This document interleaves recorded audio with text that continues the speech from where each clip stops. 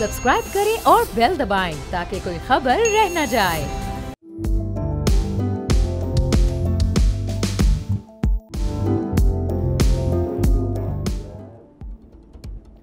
अस्सलाम वालेकुम, मैं हूं राव जहांगीर। आप देख रहे हैं प्रोग्राम व्यापार और पाकिस्तान स्टॉक एक्सचेंज में हम देख रहे हैं कि बहुत ज़्यादा एक अपवर्ड की सिचुएशन है। रिसेंट पास्ट में हमने मार्केट को बहुत ग्रो करते देखा है और ये ऐसे वक्त में हो रहा है सब कुछ जबकि हमारी ओवरऑल इकॉनमी इस वक्त बहुत डाउन है। हमें बहुत ज़्यादा रोल ओवर्स की ज़रूरत है। हमारे पास रिजर्व्स इतने ज़्यादा नहीं है कि जो अगले साल का एक बैलेंस ऑफ पेमेंट है उसको हम बैलेंस रख सकें या पाकिस्तान को एक सेफ जोन में देख सकें। लेकिन ऐसे मौके पर स्टॉक मार्केट बहुत ज़बरदस्त परफॉर्म कर रही है और मज़ीद इसमें कितनी ग्रोथ की ज़रूरत है या मज़ीद इसमें कितनी गुंजाइश मौजूद है इंप्रूवमेंट की और ये किस तरह से हो सकती है। लोकल इन्वेस्टर्स का इसमें कितना किरदार हो सकता है और फॉरेन इन्वेस्टर्स की इन्वेस्टमेंट की इस वक्त कितनी ज़रूरत है। गवर्नमेंट और SECP और जो दीगर रेलेवेंट इदारे हैं वो इस वक्त कहाँ लैग कर रहे हैं और उनको कौन कौन से ऐसे स्टेप्स लेने की ज़रूरत है जो इस वक्त 76-70,000 के अराउंड ये इंडेक्स मौजूद है, इसको मजीद ऊपर की तरफ लेकर जाएं। और ये जो 100 इंडेक्स में सिर्फ चंद एक सेक्टर्स ही इस वक्त परफॉर्म कर रहे हैं जो कि शायद परसेंटेज वाइज इनकी परसेंटेज कोई 8-10 या मैक्सिमम कोई 12% निकलेगी। तो इसको कैसे बढ़ाया जा सकता है। जो सेक्टर्स अभी तक नहीं उस तरह से परफॉर्म कर रहे तो उनको कैसे उस परफॉर्मिंग वाले जोन में लेकर आया जा सकता है। इस पूरी सिचुएशन पर स्टॉक मार्केट और खासतौर पर फिर जो बैंकिंग सेक्टर है वो एक बड़ा क्रूशल सेक्टर है इसके अंदर। तो इस पर हम बात करेंगे कि आगे क्या स्टेप्स गवर्नमेंट को लेने चाहिए, किस तरह से स्टॉक मार्केट को सपोर्ट करना चाहिए और इन्वेस्टर्स का ट्रस्ट कैसे मजीद बहाल करना चाहिए। मोहम्मद अली गुलफराज साहब कॉर्पोरेट इन्वेस्टमेंट बैंकिंग के एक्सपर्ट हैं, सीनियर बैंकर भी हमारे साथ मौजूद हैं। बहुत शुक्रिया गुलफराज साहब, प्रोग्राम के लिए आपने वक्त निकाला। ये स्टॉक मार्केट की जो इस वक्त रिसेंट सिचुएशन है इससे आप मुतमईन हैं जो पिछले चंद एक महीनों में जिस तरह मार्केट ने परफॉर्म किया। इस वक्त इंडेक्स को हम देख रहे हैं 77,000 78,000 के अराउंड मौजूद है, तो ये मजीद भी ऊपर जा सकता है। अस्सलाम वालेकुम। देखें, पहली बात तो यह है कि बड़ी खुशी की बात है कि पाकिस्तान स्टॉक मार्केट जो है इसने मेरे ख्याल में सेकेंड हाफ ऑफ 23 से अब तक काफ़ी स्ट्रॉन्ग परफॉर्मेंस दी है और ख़ास तौर पे 23 का जो साल था उसमें बड़ी रोबस्ट परफॉर्मेंस आई है। लेकिन इस पूरे कॉन्टेक्स्ट को भी समझने की ज़रूरत है क्योंकि ऑल्दो आपकी 23 में 55% के करीब जो है स्टॉक मार्केट ने गेन किया है 23 में, तो डॉलर टर्म्स में भी आप देखेंगे तो तकरीबन 25% के करीब डॉलर टर्म्स में भी ग्रोथ है। तो लेकिन अगर आप इसको मज़ीद जाके एनालाइज़ करें तो आप ये देखेंगे कि हमारी मार्केट जो है वो बड़े अरसे से बहुत अंडर वैल्यूड थी और इस सब्सटैंशियल अपवर्ड करेक्शन के बावजूद अभी भी मार्केट जो है हमारी मेरे ख्याल में अंडर वैल्यूड है।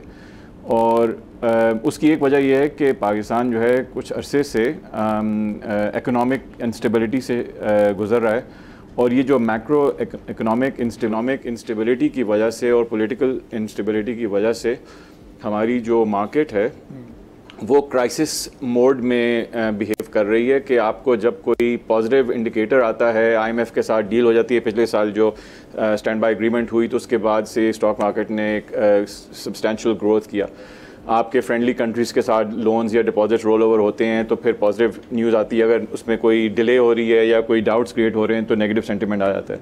तो ये चीज़ें जो है ना इस वक्त काफ़ी मार्केट रिस्पॉन्ड करती है इस किस्म के इंडिकेटर्स को, लेकिन इस सब्सटैंशियल अपवर्ड करेक्शन के बावजूद मैं समझता हूँ कि मार्केट हमारी अंडर वैल्यूड है। अच्छा, और अभी इसमें कितनी ग्रोथ की गुंजाइश मौजूद है, उसके लिए इसके रीजंस क्या क्या हो सकते हैं इस अंडर वैल्यूएशन के? क्योंकि एक पॉलिटिकल स्टेबिलिटी भी आपको चाहिए होती है, आपको एक ट्रस्ट भी चाहिए होता है लोकल इन्वेस्टर के लिए और स्पेशली फॉरेन इन्वेस्टर्स के लिए। तो ये इस वक्त हम कहाँ लैग कर रहे हैं? देखिए, पहली बात तो ये है कि मेरे ख्याल में पाकिस्तान की जो स्टॉक मार्केट है वो लार्जली शॉर्ट टर्म सेंटिमेंट और जो आपकी क्राइसिस के इम्प्रूवमेंट या वर्सनिंग के ऊपर बिहेव कर रही है और इकोनॉमिक फंडामेंटल्स के ऊपर नहीं ट्रेड कर रही। तो थोड़ा सा अगर आप उसको मार्केट की वैल्यूएशन जाके देखें और उसको एक रीजनल इंटरनेशनल कॉन्टेक्स्ट में देखें तो हमारी स्टॉक मार्केट जो है इस वक्त उसकी ओवरऑल मार्केट कैप जो है वो उसको देखें तो ये तकरीबन 5.5 टाइम्स अर्निंग्स कर रही है। तो हमारा प्राइस अर्निंग्स रेशो पाकिस्तान की पूरी स्टॉक मार्केट का इस वक्त सिर्फ 5.5 टाइम्स है।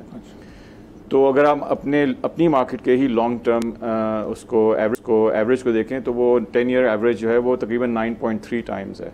तो इससे आपको अंदाज़ा होता है कि इस वक्त आपकी स्टॉक मार्केट जो है वो बहुत लो वैल्यूएशन पे ट्रेड कर रही है हिस्टोरिक टर्म्स से। लेकिन इसको अगर आप इंटरनेशनल कॉन्टेक्स्ट में देखें तो इस वक्त बांग्लादेश की स्टॉक मार्केट जो है वो ऑलमोस्ट 12 टाइम्स अर्निंग्स पे ट्रेड कर रही है, यानी हमारे से डबल से भी ज़्यादा पाकिस्तान के। और उनकी जो लॉन्ग टर्म 10 ईयर एवरेज है वो 16 to 17% के दरमियान में है। अगर आप इंडिया को देखें तो इंडिया की मार्केट जो है वो तकरीबन 27-28 टाइम्स अर्निंग्स पे ट्रेड कर रही है इस वक्त, और उनकी लॉन्ग टर्म एवरेज जो है वो 25 टाइम्स के करीब है।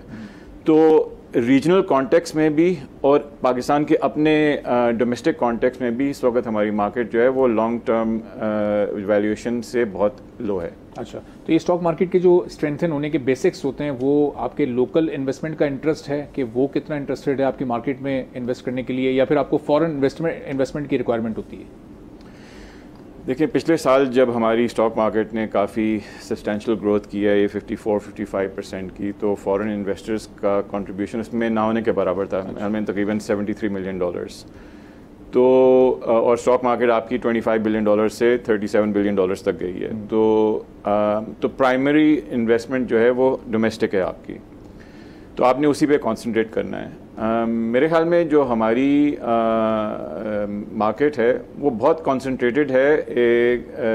आप कह सकते हैं कि स्पॉन्सर्स और इंस्टीट्यूशंस, उसके अलावा बहुत थोड़ा नंबर है रिटेल इन्वेस्टर्स का, और बहुत ज़्यादा फ़र्क है इंटरनेशनल कॉन्टेक्स्ट में। अगर आप देखें तो पाकिस्तान में टोटल जो मार्केट पार्टिसिपेशन है वो तकरीबन 220,000 इन्वेस्टर्स हैं, तो वो पाकिस्तान की पॉपुलेशन का 0.1% रिप्रेजेंट करते हैं।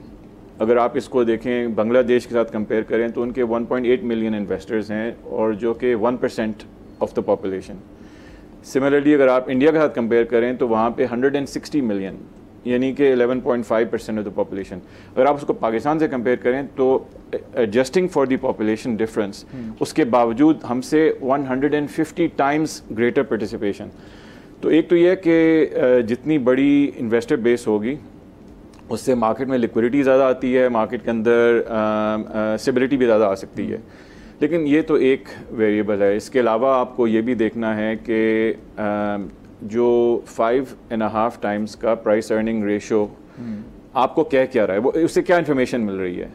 एक इन्फॉर्मेशन ये मिल रही है कि इस वक्त इन्वेस्टर्स जो हैं वो ऑप्टिमिस्टिक नहीं है पाकिस्तान की स्टॉक मार्केट के ये जो कंपनीज़ की अंडरलाइन कंपनीज़ की अर्निंग्स ग्रोथ के ऊपर। दूसरा शायद ये भी बता रही है कि आपकी जो इंडेक्स है उसमें ज़्यादातर कंपनीज़ ऐसी हैं जो कि ज़्यादा ग्रोथ ओरिएंटेड इंडस्ट्रीज़ में नहीं है।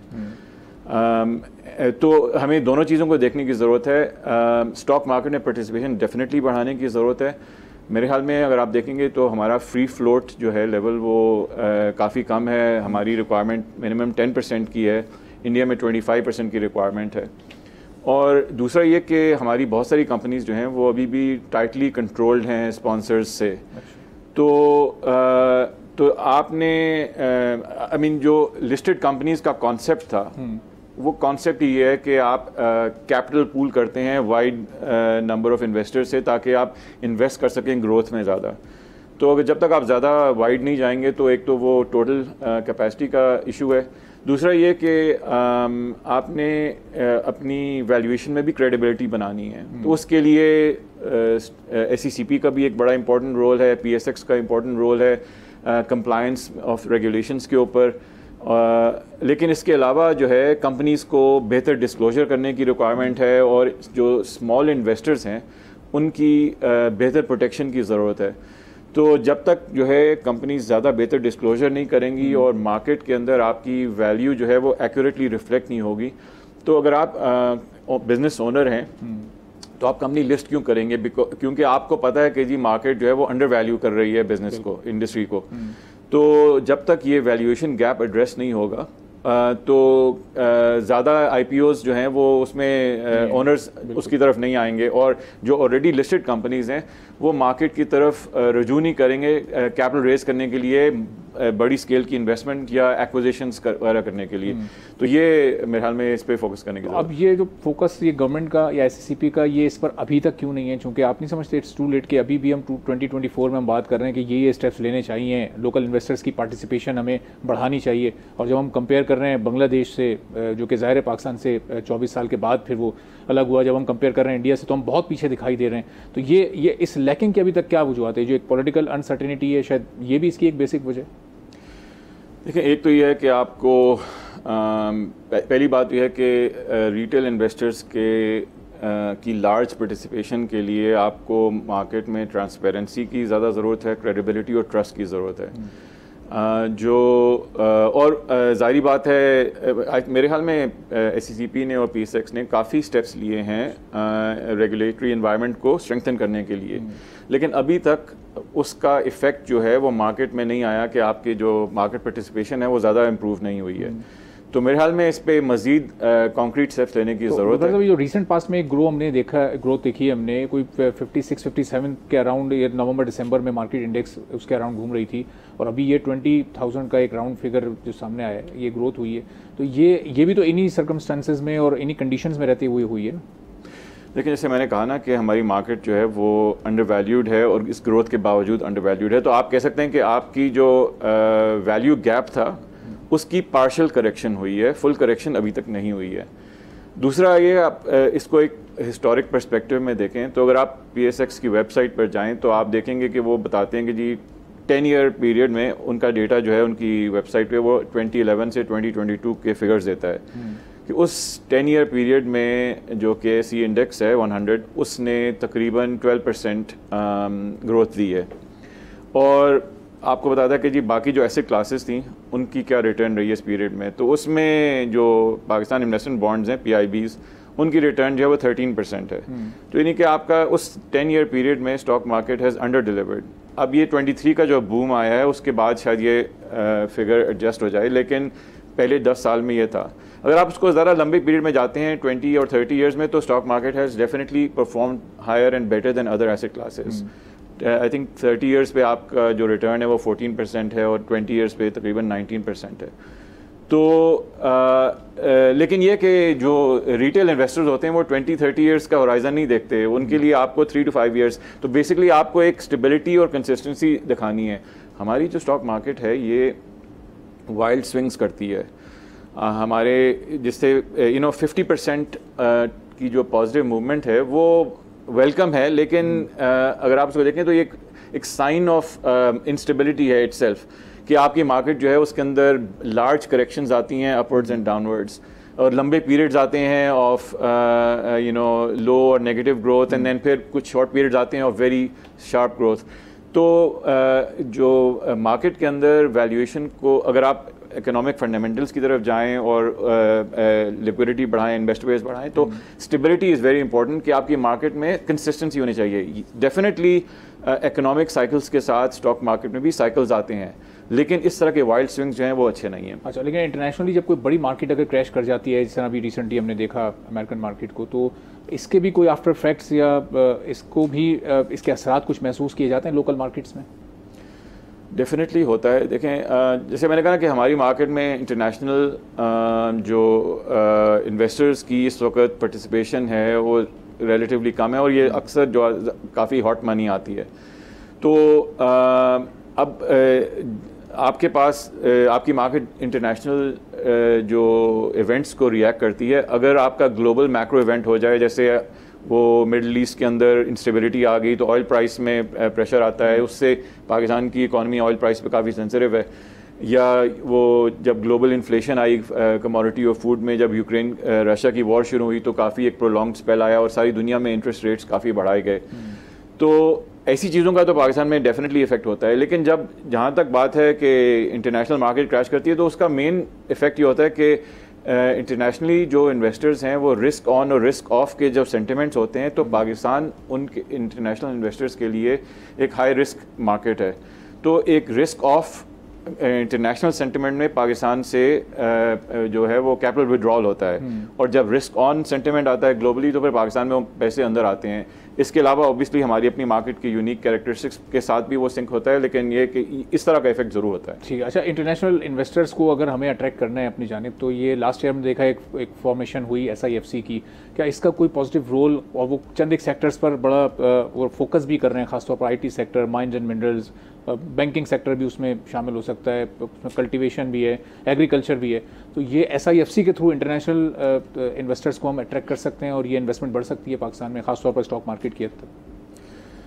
देखिए, जहाँ तक स्टॉक मार्केट का ताल्लुक है, जैसे मैंने कहा कि हमारे जो लो प्राइस अर्निंग्स मल्टीपल है वो हमें कुछ इन्फॉर्मेशन दे रहा है। एक इन्फॉर्मेशन जो है जैसे मैंने पहले कहा कि दे रहा है कि जी मार्केट जो है वो ज़्यादा ग्रोथ एक्सपेक्ट नहीं कर रही है, इसीलिए मल्टीपल इतना लो है। सेकंड इन्फॉर्मेशन ये दे रही है कि कोई एक्साइटिंग सेक्टर्स नहीं है, क्योंकि जो टेक सेक्टर हैं और जो हाई ग्रोथ सेक्टर्स हैं दुनिया के, उनकी प्राइस अर्निंग्स मल्टीपल्स जो हैं वो काफ़ी ज़्यादा होते हैं, 20, 30, 40 टाइम्स से ट्रेड करते हैं। तो हमारी जो मार्केट के अंदर सेक्टर डाइवर्सिफिकेशन की डेफिनेटली ज़रूरत है। दूसरा पॉलिसी स्टेबिलिटी की ज़रूरत है, और मेरे ख्याल में ये जो हमारी फॉरेन इन्वेस्टर्स को अट्रैक्ट करने के लिए आपको उनको ये भी देखना है। देखें अभी पिछले साल अगर आप देखें 23 में, तो रुपी टर्म्स में आपकी स्टॉक मार्केट ने 54-55% गेन किया है, डॉलर टर्म्स में तकरीबन 25% के करीब गेन किया है, जो कि बहुत अट्रैक्टिव लगता है।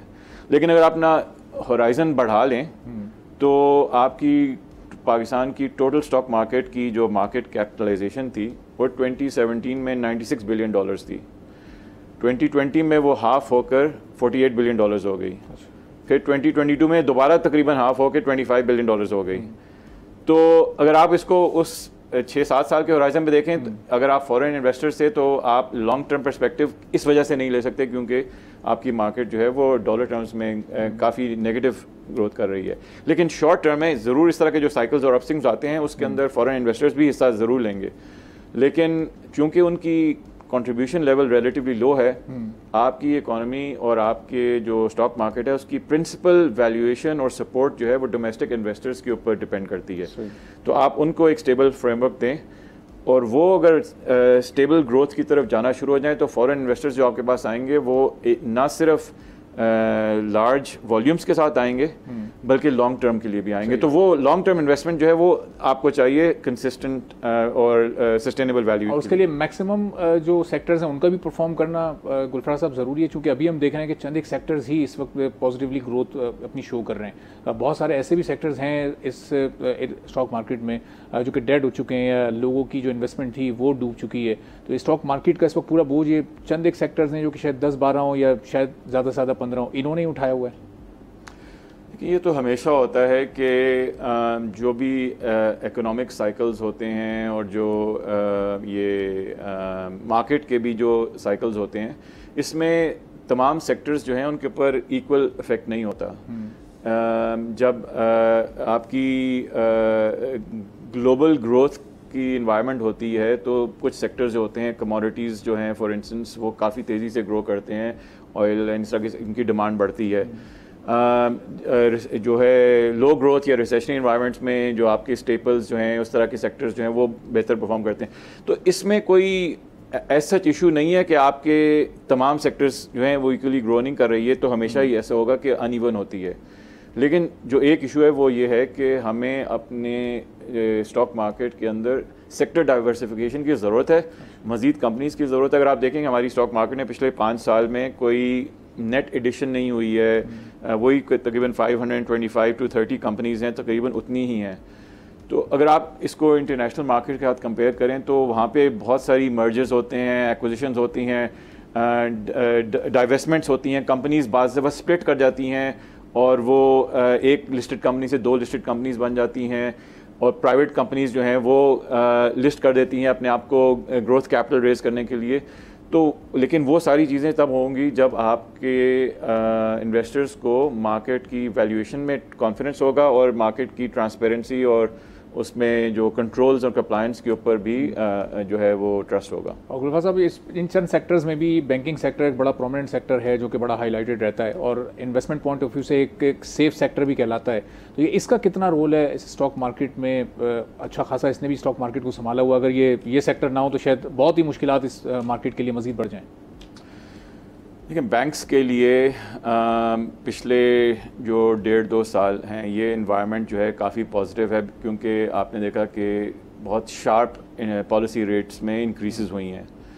तो हाई रेट इन्वायरमेंट जो है वो बैंक्स को इनिशियली काफ़ी सूट करती है, आपके रिटर्न्स जो हैं वो इंक्रीज़ करते हैं। अगर ये ज़्यादा अरसे के लिए रहे तो फिर आपके लोन लॉसेस बढ़ना शुरू हो जाते हैं, तो वो कुछ ऑफसेट हो जाता है।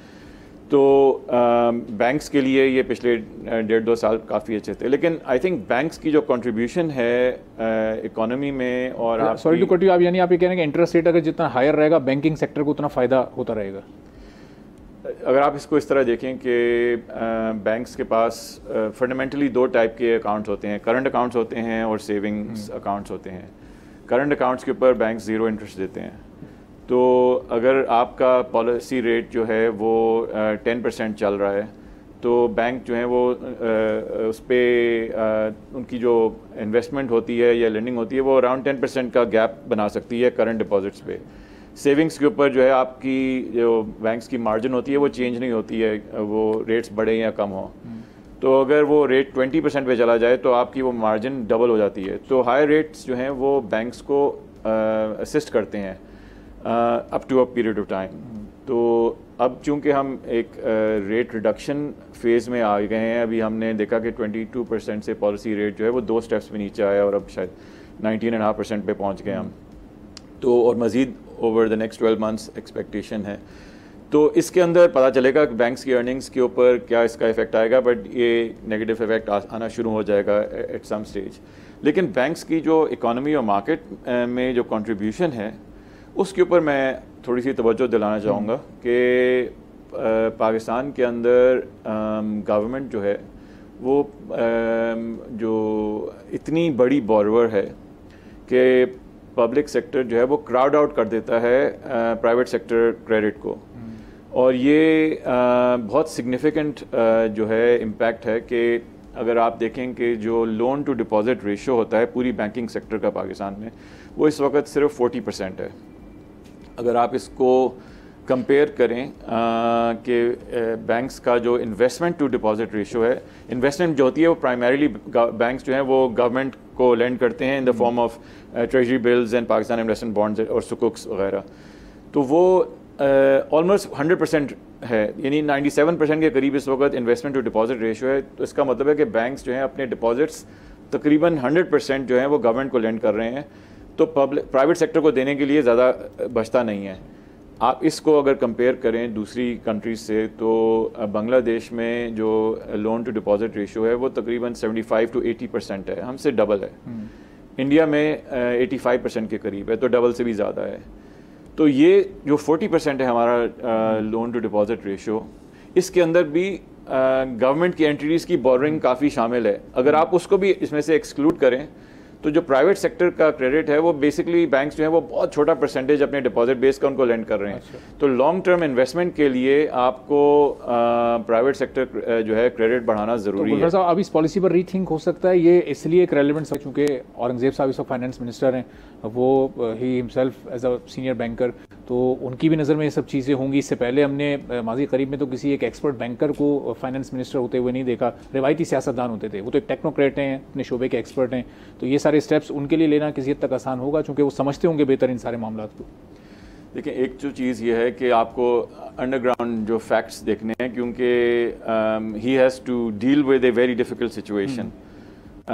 तो पहली बात तो ये है कि आपका जो इंटरेस्ट रेट जो है वो इतना बढ़ गया था कि जो उसकी डेट सर्विसिंग कॉस्ट थी वो बहुत ज़्यादा हो गई थी, तो आपके पास फिस्कल रूम जो है वो ना होने के बराबर था। तो अब चूंकि हम रेट रिडक्शन की तरफ जा रहे हैं तो उससे थोड़ी बहुत वो स्पेस क्रिएट होती है। तो अगर ये रेट्स जो हैं ये 22% से 14-15% पे आ जाएं तो काफ़ी जो है एक सिग्निफिकेंट उनको लिए भी एक आसानी होगी। तो एक तो ये चीज़ है, लेकिन जब ये हो भी जाए तो क्या पाकिस्तानी बैंक्स जो हैं वो जब गवर्नमेंट बोरिंग कम होना शुरू हो जाएगी, और मेरे ख्याल में ये एक्सपेक्टेड है कि लेवल्स जो हैं अब कम होना शुरू होंगे, तो क्या वो प्राइवेट सेक्टर की तरफ अपनी तवज्जो बढ़ाएंगे या नहीं, ये एक सवालिया निशान है इसके ऊपर। मैं समझता हूँ कि पाकिस्तान के अंदर जो अभी भी इम्पेडिमेंट्स हैं प्राइवेट सेक्टर को के ऊपर रिस्क लेने के लिए। एक एग्जांपल उसकी ये है कि जो हमारे तकरीबन सारी लेंडिंग पाकिस्तान में जो होती है वो सिक्योर्ड बेसिस पे होती है, और अच्छी क्वालिटी का कोलैटरल होने के बावजूद बैंक्स जो हैं वो कई सालों तक अपना कोलैटरल जो है वो उसकी ओनरशिप लेकर उसको डिस्पोज ऑफ करके अपना लॉसेज जो हैं वो रिकवर नहीं कर पाते। तो हमारा जो लीगल सिस्टम है वो इतना कंडूसिव नहीं है कि बैंक्स जो हैं वो जल्दी अपना कोलैटरल जो है वो लेकर उसको सेल कर सकें। दूसरा ये कि अगर आप इंटरनेशनल एनवायरनमेंट से कंपेयर करें तो एक एग्जांपल ले लें यूके की, वहाँ पे तकरीबन सारी जो लेंडिंग होती है, स्पेशली जो कॉर्पोरेट लेंडिंग होती है, वो तकरीबन सारी जो है वो अनसिक्योर्ड बेसिस पे होती है। उसके बावजूद जो बैंक्स के लोन लॉस रेट्स हैं, नॉन परफॉर्मिंग लोन रेट्स हैं, वो हमसे बहुत कम है। उसकी वजह क्या है कि अगर आप अपने कमिटमेंट्स पूरे नहीं कर पाते तो बैंक्स जो हैं वो बहुत जल्दी चंद महीनों के अंदर कंपनी की ओनरशिप टेक ओवर कर लेते हैं और उसके एसेट्स को सेल ऑफ कर सकते हैं या उसको रीस्ट्रक्चर कर सकते हैं और उस बिज़नेस को अपने जो लोन लॉसेज हैं या नॉन परफॉर्मिंग लोन्स को रिकवर कर सकते हैं। लेकिन यहाँ पे कोई सोल्यूशन नहीं है। हमारे पास सिक्योरिटी है 100% कोलैटरल के ऊपर, आपका तकरीबन सारा बैंकिंग सिस्टम काम कर रहा है, लेकिन उसके बावजूद आपके लोन लॉसेज और नॉन परफॉर्मिंग लोन्स जो हैं वो ज़्यादा हैं। तो इसके ऊपर बहरहाल में ये लीगल इशू है उसको सॉल्व करने के लिए। और दूसरा ये कि बैंक्स, अगर फॉर इंस्टेंस एक मॉर्गेज फाइनेंसिंग होती है, वो सारी दुनिया में बहुत मेजर फोकस होता है बैंक्स का। पाकिस्तान में 1% ऑफ जीडीपी से भी कम शायद होती है टोटल मॉर्गेज फाइनेंसिंग। इंटरनेशनली आप देखें तो डेवलप मार्केट्स में 97 to 100% तक भी चली जाती है। तो बैंक्स बड़े खुशी से मॉर्गेज फाइनेंसिंग करते हैं, बड़ी लो रिस्क फाइनेंसिंग होती है। लेकिन अगर आपको ये कॉन्फिडेंस हो कि अगर बोरोअर्स वो लोन नहीं रिपे करेंगे तो आप वो प्रॉपर्टी जो है वो टेक ओवर करके उसको लिक्विडेट कर सकते हैं और अपना एक्सपोजर ख़त्म कर सकते हैं। उसका फ़ायदा दोनों को होता है कि बोरोअर्स के लिए ज़्यादा आसानी होती है, ज़्यादा लेंडिंग कैपेसिटी बैंक्स जो हैं वो प्रोवाइड करते हैं, और बैंक्स को भी जो है वो फिक्र नहीं होती कि अगर ये रिपेमेंट नहीं होगी तो हम अपना एक्सपोजर जो है ऑफसेट कर देंगे। और सर एक तो सवाल एक कॉमन मैन के लिए, कॉमन पीपल के लिए, जो लोग इन्वेस्ट करना चाहते हैं उनके लिए बैंकिंग सेक्टर एक बेहतर प्रॉफिट हासिल करने का जरिया है, या म्यूचुअल फंड जो आजकल बहुत कॉमन हो चले हैं उसकी तरफ हो जाएं, या फिर stock market is better option for a common man? देखें, जैसे मैंने कहा कि अगर आप एक काफ़ी लंबा होराइजन लें तो स्टॉक मार्केट हमेशा जो है वो बेहतर ऑप्शन होती है। लेकिन 1, 2, 3 या 5 साल के पीरियड्स के अंदर ये इक्वेशन जो है वो बदल सकती है। आपको मैंने कुछ डेटा भी दिया था कि जी वो एक 10 साल का पीरियड था जिसके अंदर PIBs जो थे उन्होंने बेहतर रिटर्न दिया। तो मेरे ख्याल में हमारी अगर एक जनरल अप्रोच जो है वो बढ़ाने की ज़रूरत है कि लोग इन्वेस्टमेंट माइंडेड हों, ज़्यादा उनके लिए इजी हो ज़्यादा इन्वेस्ट करना, और छोटे इन्वेस्टर्स के लिए जो है ये पार्टिसिपेट करना मार्केट में। दूसरा एक और बड़ा अहम पॉइंट है वो ये कि आप देखें पाकिस्तान की जो अगर IPOs देखें ना तो पिछले 22 में शायद 3 IPOs हुए थे, तकरीबन 1.4 बिलियन रुपीस की उन्होंने कैपिटल रेज किया, जो कि लेस दैन $5 मिलियन है। और 23 में शायद एक ही IPO हुआ है और 430 बिलियन और सो उन्होंने रेज किया है, अगेन लेस दैन $2 मिलियन। इसके बरक्स अगर आप देखें जो स्टार्टअप स्पेस में फंडिंग हुई है 22 में $350 मिलियन हुई है, और रिडक्शन के बावजूद 23 में वो $75 मिलियन के करीब हुई है। तो काफ़ी सिग्निफिकेंट इन्वेस्टमेंट इधर जा रही है। और ये जो सारी स्टार्टअप्स हैं जो कैपिटल रेज कर रही हैं, इन्होंने किसी ना किसी वक्त एग्जिट करना है। एग्जिट करने के लिए जो आपके पास 2 मेन रूट्स होते हैं। एक तो ये कि कोई बड़ी company, and in Pakistan case एक बड़ी इंटरनेशनल कंपनी आपको बाय आउट कर लेगी। दूसरा है कि आप IPO करके लिस्ट करेंगे। तो पाकिस्तान के अंदर ये स्टार्टअप्स का IPO करने का कोई ट्रैक रिकॉर्ड नहीं है। एंड अगर आप फॉरेन बायर्स और फॉरेन कंपनी एग्जिट्स का देखेंगे तो पाकिस्तान का पॉलिटिकल रिस्क और जो मैक्रो इकोनॉमिक इंस्टेबिलिटी है उसकी वजह से वो मेरे ख्याल में एपेटाइट बड़ी कम है।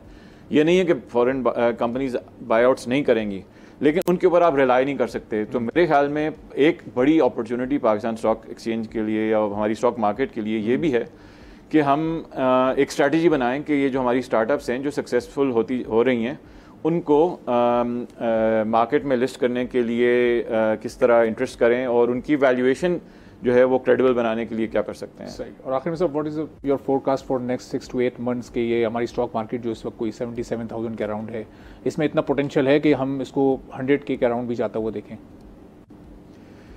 देखें, अगर आप जैसे मैंने कहा ना कि इस वक्त अगर आपकी ओवरऑल इन्वायरमेंट जो है वो स्टेबिलिटी की तरफ बढ़े तो मार्केट आपकी अंडर वैल्यूड है और काफ़ी सिग्निफिकेंट अपवर्ड करेक्शन हो सकती है।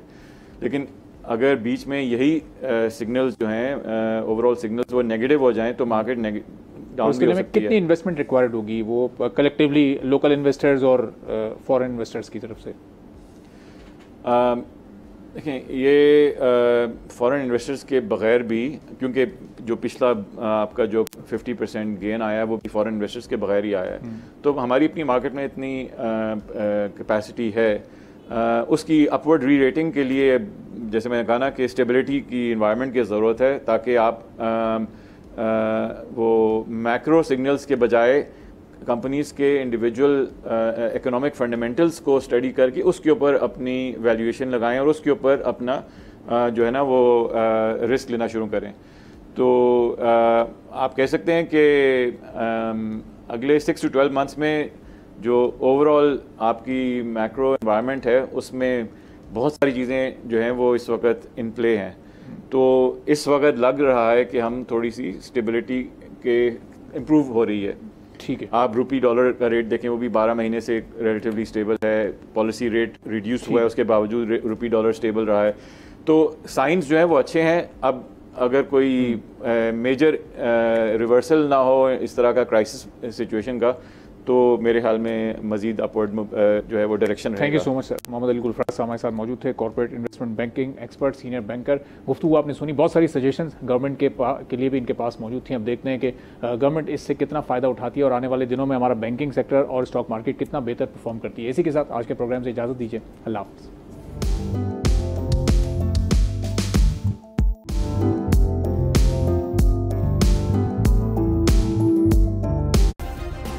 सब्सक्राइब करें और बेल दबाएं ताकि कोई खबर रह न जाए।